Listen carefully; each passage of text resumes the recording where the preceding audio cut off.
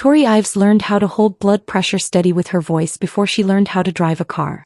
She grew up in Dayton, Ohio in a small brick house with a leaky roof and a mother who cried when the bills came. Tori was the oldest of three. She had a younger brother named Marcus and a younger sister named Paige. From the time she was 12, Tori was the one who fixed things. She was the one who checked the mail before her mother could see the red envelopes. She was the one who learned to smile at the landlord and ask for 2 more weeks. Her father, Walt, worked at a factory that made truck parts. He was proud and pride made him quiet about money. Her mother, Donna, worked part-time at a church office and volunteered the rest of her hours, which meant she worked for free most of the week. Donna liked being needed. She liked people at church saying, "Donna Ives, she never stops giving." What people did not see was that Donna gave away money that was not always hers to give, and when things ran short she leaned on Tori. Tori became a nurse. Not because a movie inspired her and not because someone told her it was a good career. She became a nurse because she watched her grandmother die slowly of a bad heart in a hospital hallway, waiting for a bed, and Tori decided right then at 16 that she would learn how to make sure nobody in her family waited in a hallway again. She studied hard. She worked 2 jobs through nursing school, one at a diner and one folding towels at a gym. She graduated with debt but also with a badge that said RN. And 2 years later she was working nights in the ICU at a hospital in Columbus. The first month she got her real paycheck she sent $400 home. Donna cried on the phone and said, "You are the answer to my prayers, baby."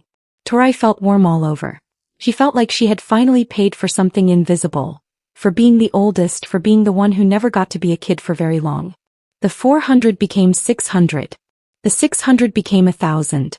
By the time Tori was 26 she was sending $1,400 home every single month like clockwork on the first of the month no matter what. She did this for 6 years straight. That is 72 months. That is more than $100,000 if anyone had ever bothered to add it up. Nobody did. Not even Tori, not really, because she did not send it to keep score. She sent it because she loved her family, and because somewhere deep in her chest was a fear that if she stopped they would stop loving her back. The money went to many places. It paid off the roof 1 year. It paid for Paige's dance competitions for 2 years straight, the fancy dresses, the hotel rooms, the entry fees. It paid down credit cards that Donna would not explain the origin of. And a good piece of it, though nobody ever said this to Tori's face, went toward Marcus.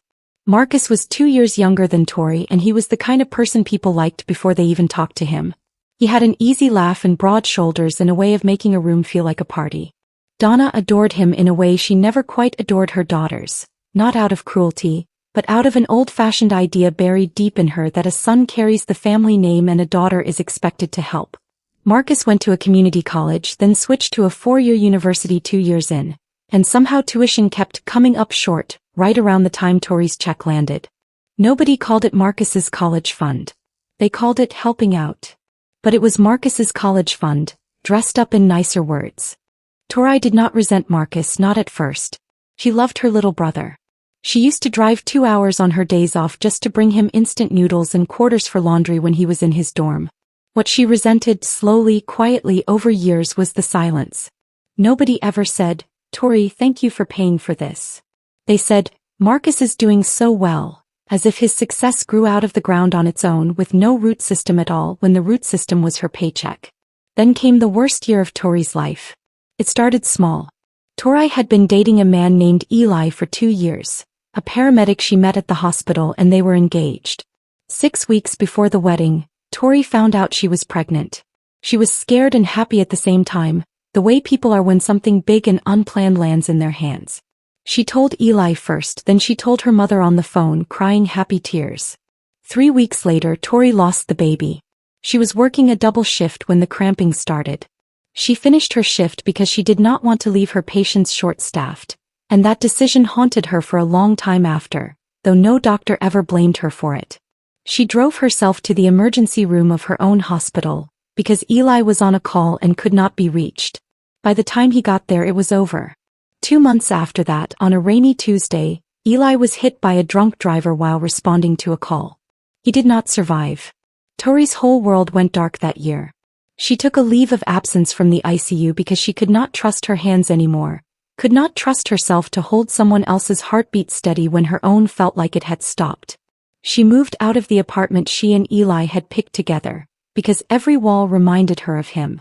She stopped sleeping. She stopped answering half her calls. And for the first time in 6 years, on the first of the month, no $1,400 went to Dayton. She did not decide to stop out of anger. He simply could not. Her leave of absence meant she had no paycheck at all. She was living off savings that were meant to cover a wedding that never happened. She called her mother and explained through tears that she needed time, that she had nothing left to give, not money and barely enough to give herself. Donna said, "I understand, baby. Take care of yourself." But 2 weeks later, when the roof started leaking again and a credit card payment bounced, Donna did not call Tori to ask if she was okay. She called to ask when the money was coming. Tori, half numb with grief, said she did not know. Maybe next month. Maybe the month after. He was trying to survive. Donna went quiet on the phone in the particular way she went quiet right before she said something sharp. "You've always been the strong one," she said. "I need you to be strong right now. This family needs you." Tori hung up and cried until she threw up. Over the next few months, the calls from home changed shape. They were no longer, "How are you doing, sweetheart?" but, "Your father's truck needs a new transmission," and "Paige needs new headshots for her portfolio," and "We're behind on the electric again." Tori tried to explain over and over that she was not working, that Eli was gone, that she had lost a baby, that she was drowning. Her mother would say, "I know, baby, it's just, we've never had to worry about this stuff when you were sending your check," as though Tori's grief were an inconvenient interruption to the family's usual arrangement. By month 4 of Tori's silence, something in Dayton shifted. Donna started telling people at church a different story. She did not tell the ladies in the fellowship hall that her daughter had lost a baby and a fiancé in the same year. She did not tell them Tori was too broken to get out of bed some mornings. Instead, when people asked how Tori was doing, Donna would sigh and say, "Oh, you know Tori. She just disappeared on us." Disappeared. As if Tori had packed a bag in the night and vanished without a word. As if 6 years and over $100,000 had never happened. As if a woman drowning in grief owed her family a phone call every single day just to prove she still existed. Paige, who was 20 at the time and still living at home, heard her mother say this more than once. Paige knew the truth. She had been in the room for some of Tori's phone calls, had heard her sister's voice crack. But Paige also knew that correcting Donna in front of the church ladies was not something anyone in that house did. So Paige said nothing. Marcus, off at his university 2 hours away, heard the story secondhand and, busy with his own life, chose to believe the simpler version, the version where his sister had simply become selfish, rather than the version where his family had leaned on a grieving woman until she broke. Tori did not know any of this was happening. She was too far inside her own grief to notice the story being written about her 100 miles away. She eventually went back to work, slowly picking up light shifts, then full shifts. She sold the apartment. She used the last of what she had, plus a small settlement from the accident that killed Eli, plus every dollar of overtime she could pick up for a year and a half, to do something that surprised even her. She left Ohio. She moved to Asheville, North Carolina, a place she and Eli had visited once for a long weekend and had both loved. The mountains soft and blue in the distance, the town full of music and slow mornings. She told herself she was running away. Later she would understand she had been running toward something instead. Toward a version of her life that was not built entirely around being needed. She got a job in the ACU at a hospital in Asheville. She rented a small house with a garden out back and a front door that the previous owner had painted a deep, cheerful blue. She kept the color. She liked walking up to a door that looked happy even on the days she did not feel that way herself. She did not call Dayton often those first 2 years. He sent a card at Christmas. She sent one at her mother's birthday. When Donna called, which was rare, the conversations were short and careful, like two people stepping across a floor covered in glass. Nobody apologized. Nobody explained. The subject of money never came up again, mostly because there was nothing left to send and nobody, strangely, ever asked her for it directly again, as if some unspoken agreement had formed that Tori was simply gone now, off living her separate life, and the family in Dayton would manage on their own, the way families are supposed to in the first place. What nobody in Dayton knew was what those 2 years actually looked like for Tori. She worked hard, harder than she ever had, but this time all of the money that came in stayed in her own hands. She paid off her nursing school debt in 14 months, a debt that had hung over her for a decade. She started saving. She started therapy twice a week at first, then once a week, working through the grief of losing Eli and the baby, working through years of feeling like her worth was measured only in dollar signs. Her therapist, a calm woman named Dr. Reyes, said something to her in the second year that Tori wrote down and kept taped inside her kitchen cabinet. Being needed is not the same as being loved. You can test this. Ask yourself, if you had nothing left to give, would they still want you in the room? Tori thought about that question every day for a long time. In her third year in Asheville, she met a man named Sam, a high school science teacher who volunteered on weekends building houses with a local nonprofit. He was quiet in a way that was different from Eli's quiet. Not shy, just steady, like a person who did not need to fill every silence with noise. He liked to cook. He liked to listen. When Tori told him slowly over many months about the baby and about Eli, he did not try to fix her. He just sat with her. When she told him about the money she had sent home for 6 years and the word disappeared, he got quiet for a long time and then said, "That's not disappearing. That's healing. There's a difference and I think you know it." They got married in the 4th year in Tori's backyard under a string of lights with about 30 guests. Nobody from Dayton was invited, not out of spite, Tori told herself, but because inviting them would have meant explaining 4 years of silence in one afternoon, and she was not ready.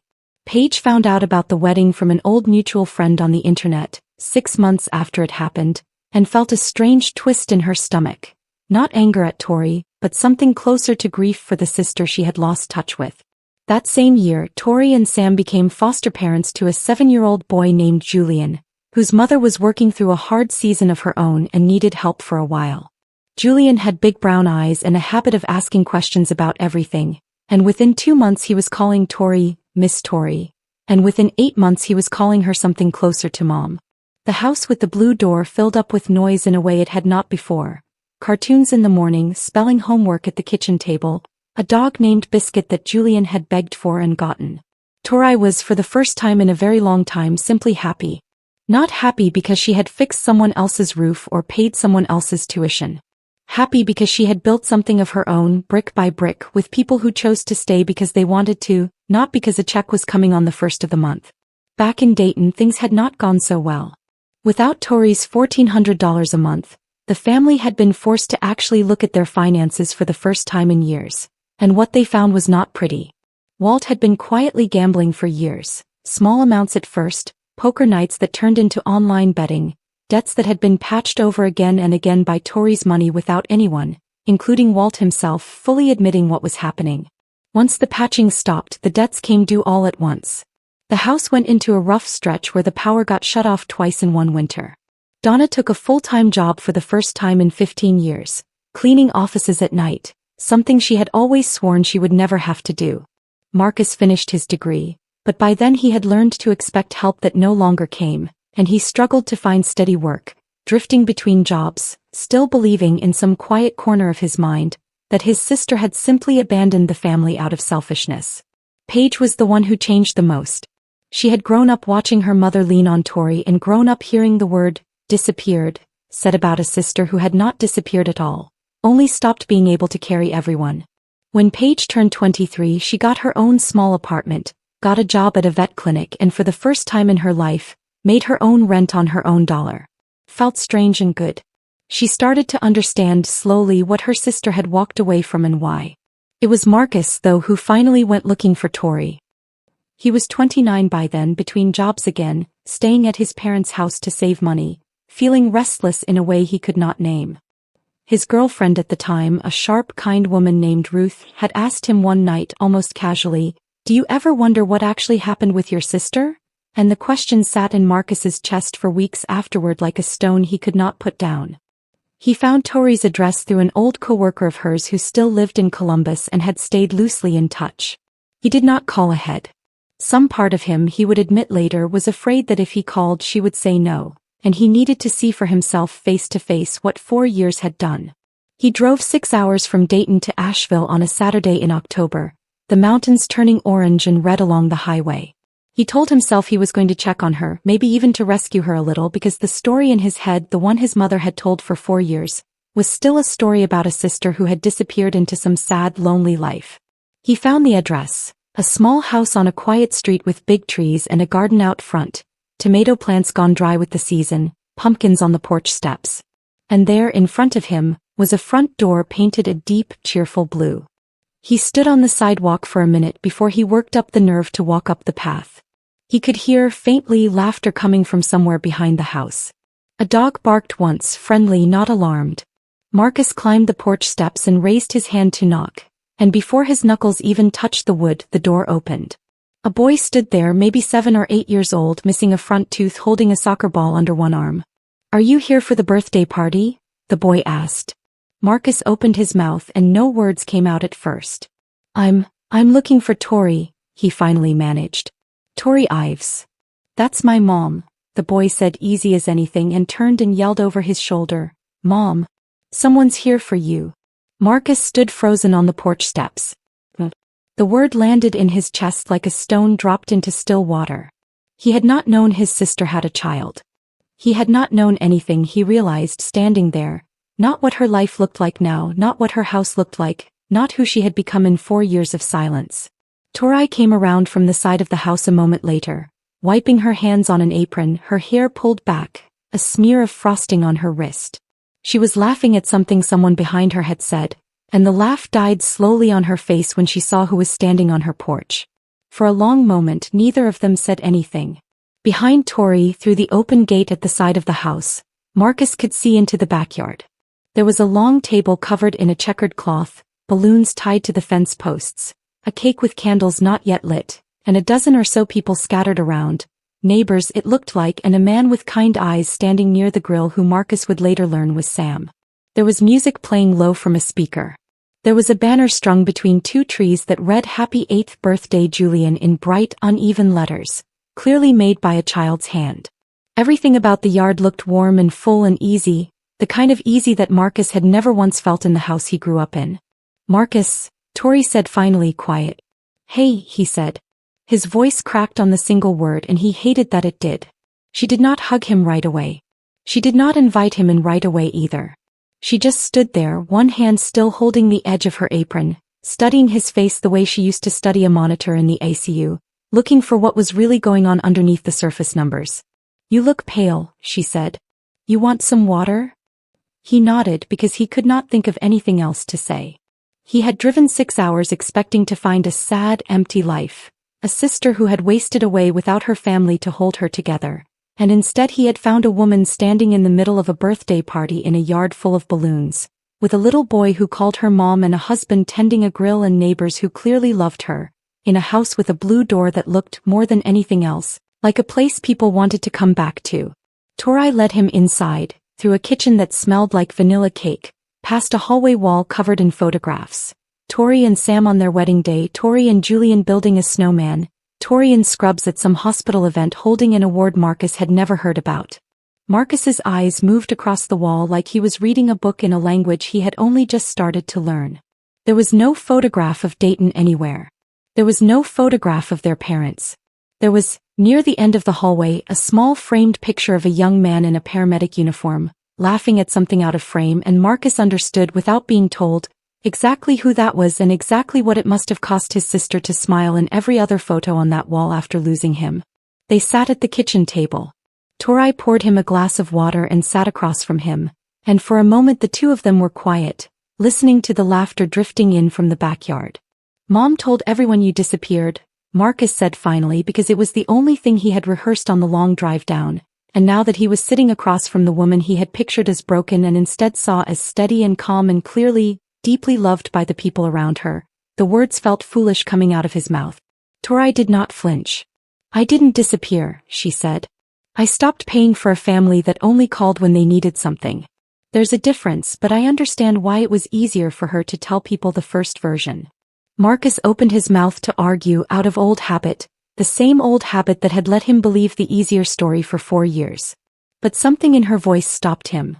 Not anger, not bitterness, just a plain, calm certainty, the voice of someone who had already done all of her crying about this a long time ago and had come out the other side of it. "I lost a baby the same year I lost Eli," Tori said quietly. "I called Mom crying and 2 weeks later she called me back asking about a transmission for Dad's truck. Did you know that?" Marcus shook his head slowly. He had not known any of it. Not the baby. Not the accident, not really, not the true weight of it. He had heard secondhand months late, a version of events so flattened and softened by distance that it had barely registered as real. I didn't stop loving you, Tori said. Any of you. I just stopped being the answer to everyone's problems. I needed someone to ask if I was okay instead of asking when the check was coming. Nobody did. So I built somewhere that would. She gestured not unkindly toward the window, toward the yard full of balloons and laughter and a boy who was not born to her but was hers all the same. Marcus sat with that for a long time, turning the glass of water in his hands. He thought about Ruth's question from weeks earlier. Do you ever wonder what actually happened with your sister? And he thought about how easy it had been for 4 years to believe the simple story instead of asking the hard question. He thought about his own tuition paid quietly year after year by a sister nobody ever thanked out loud. He thought about how he had built a small, comfortable resentment toward her disappearance without ever once wondering what she might have been disappearing from. I'm sorry, he said finally. I should have called you myself. I should have asked you what really happened instead of just believing whatever Mom said. Tori nodded slowly. Yeah, she said. You should have. It was not said cruelly. It was said the way a nurse tells a patient the truth about a diagnosis. Plainly, without cushioning it in softer words that would only delay the healing. Out in the yard, Julian's voice rang out, calling for his mom to come light the candles, and Tori stood up, and for a moment Marcus thought that was the end of the conversation, that she would simply walk away and leave him at the table with his water and his guilt. Instead, she paused at the doorway and looked back at him. You can stay for cake if you want, she said. Sam makes good burgers too. But Marcus, if you go back to Dayton and tell Mom you saw me, tell her the truth this time. Tell her I didn't disappear. Tell her I finally showed up for myself. Marcus stayed for the party. He met Sam, who shook his hand with a firm, easy grip and said, Heard a lot about you, in a tone that was not unkind but was not exactly warm either. The tone of a man who had spent years watching his wife carry the weight of people who were now, unannounced, standing in his backyard. He met the neighbors who clearly adored Tori, who told small stories about her without meaning to, how she had organized a meal train for a sick neighbor last winter, how she had driven someone's kid to the emergency room at 2 a.m. without a second thought, how she always remembered birthdays. He watched Julian blow out 8 candles while Tori knelt beside him with her hand on his back. Her face lit up in a way Marcus had never once seen it lit up back in Dayton. He drove home the next morning, 6 hours back up through the mountains, and for most of the drive he said nothing at all, just let the radio play low and watched the leaves blur past the windows. He did not know yet exactly what he was going to say when he got home. But somewhere around the Ohio state line he decided he was done repeating the easy version of the story. 3 weeks later, Donna Ives stood up during the announcements at Sunday service, the way she always did, ready to ask the congregation to keep a shut-in family in their prayers. Before she could get to that, one of the older women in the front pew, Miss Carol, who had known the Ives family for 20 years, leaned over and asked kindly, the way she always did, Donna honey, how's your Tori doing these days? We still praying for her to come home? For 4 years Donna had answered that question the same way, with a small practiced sigh and the same tired phrase, she just disappeared on us, we don't really know. A phrase that always earned her a wave of sympathy, pats on the arm, casseroles brought by after service. It had become, without her fully admitting it to herself, a comfortable story, one where she was the wronged mother and Tori was the ungrateful daughter. A story that never once required Donna to examine what 4 years of silence might actually mean. But Marcus was sitting 3 rows back that morning, and before his mother could open her mouth he stood up. It was not planned. He would say later that his legs simply moved before his mind caught up. The church went quiet, the way rooms do when someone stands up who is not supposed to be standing. She didn't disappear, Marcus said, his voice shaking only a little. I saw her 3 weeks ago. She's married. She's got a house with a garden and a little boy who calls her mom. She's got neighbors who love her and a husband who looks at her like she hung the moon. She's not lost. He's not missing. She just stopped sending us money the year she lost her baby and her fiancé in the same 12 months. And instead of anybody asking if she was okay, we asked her about a transmission for Dad's truck. The church was silent enough to hear the old radiator ticking against the far wall. She didn't disappear, Marcus said again, quieter now, mostly to his mother. We just never bothered to look. It took less than 2 minutes, start to finish. 90 seconds if you asked Paige later, who would tell the story for years afterward. 90 seconds that undid 4 years of a lie told so many times it had started to feel true even to the people who told it. Donna sat down slowly in the front pew, her face pale, her hands folded tight in her lap. She did not argue. She did not defend herself. Something in her son's voice, calm and certain in a way it had never been before, told her there was no defending to be done. Nobody clapped. Nobody gasped dramatically the way it happens in movies. People simply looked away, the way people do when they realize they have spent years believing a comfortable lie about someone who deserved better. And Miss Carroll reached over and patted Donna's hand, not in comfort exactly, but in the quiet way people do when a truth has landed and there is nothing left to say about it. Donna called Tori that night. It was the first time in almost a year they had spoken on the phone. She did not launch into an apology right away. Old habits die slow, but she asked for the first time in longer than either of them could remember, "Are you happy, baby? Really and truly happy?" And Tori, sitting on her back porch under the string lights, listening to Sam and Julian laughing over a card game inside, said, "Yeah, Mom. I really am." They did not fix everything on that phone call. Some things take longer than 90 seconds in a church or one honest phone call to mend, and Tori was not in a hurry to rebuild something that had taken her years and a great deal of therapy to walk away from safely. But it was a start, a small crack of light under a door that had been shut a long time.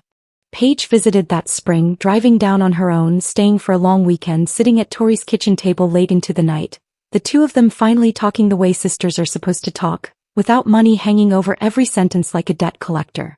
Marcus called every few weeks after that, awkward at first, then less so, slowly learning how to be a brother instead of just someone who used to benefit quietly from his sister's exhaustion.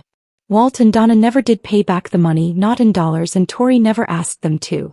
What she wanted, it turned out, had never really been the money back.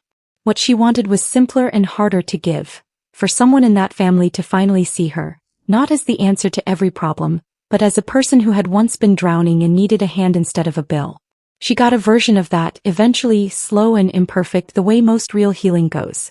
On the wall in Tori's hallway, next to the photograph of Eli in his paramedic uniform, there is a photo now from a visit 2 years after that October. Donna sitting stiffly at Tori's kitchen table with Julian on her lap, looking uncertain but trying, one hand resting careful and light on the boy's shoulder, a small crack of a smile on her face that looks almost like the beginning of something honest. Tori kept the blue door the same color the whole time. She liked to tell Julian when he asked why, that blue doors were for houses that told the truth. Houses where the people inside did not have to perform happiness or pay for love, where the door opened the same way for everyone whether they had a check in their pocket or not. Being needed and being loved had felt like the same thing to Tori for a very long time. It took losing everything, a baby, a fiancé, and finally for a while a family, to learn they were not the same thing at all. Love did not send bills on the first of the month. Love did not disappear the moment the money stopped. Love was supposed to knock on a blue door and mean it, whether it brought a birthday present or empty hands, and stay for cake either way. Tori Ives spent 6 years paying to stay inside her family's story. It took 4 years of silence, one honest brother standing up in a church pew, and a boy with a soccer ball answering her front door for her family to finally understand that she had not disappeared at all. She had simply gone home, to a life she built herself with people who loved her for free.